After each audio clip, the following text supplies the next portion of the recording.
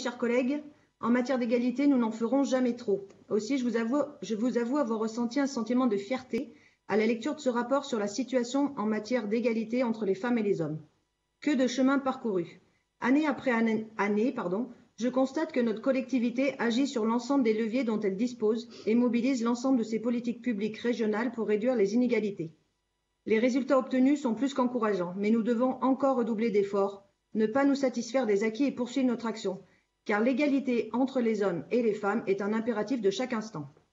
Au sein de notre collectivité régionale, la place des femmes continue de progresser et se situe à un niveau important en comparaison des chiffres dans la fonction publique territoriale. 64% des agents de la région sont aujourd'hui des femmes. 55% des postes d'encadrement au sein de nos sièges sont occupés par des femmes. 60% des avancements ou promotions prononcés en 2021 ont bénéficié à des femmes. 60% des recrutements en 2021 ont bénéficié à des femmes. Mais au-delà de ces chiffres qui vont dans le bon sens, la lutte contre les inégalités femmes-hommes passe également par des actions visant à agir contre les violences sexistes et sexuelles au travail, à supprimer les représentations stéréotypées et à agir sur le parcours professionnel des femmes.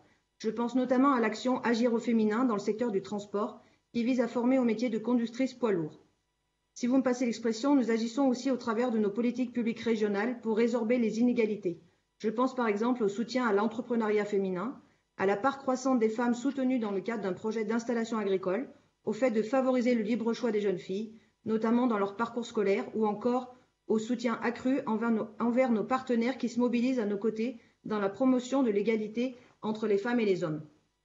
Je tenais également à souligner l'engagement de notre région dans la lutte contre les violences faites aux femmes, l'expérimentation des boutons d'alerte connectés, la sécurisation de l'espace public des transports et aussi les aides octroyées pour suivre des cours de self-défense sont autant de mesures efficaces qui visent à prévenir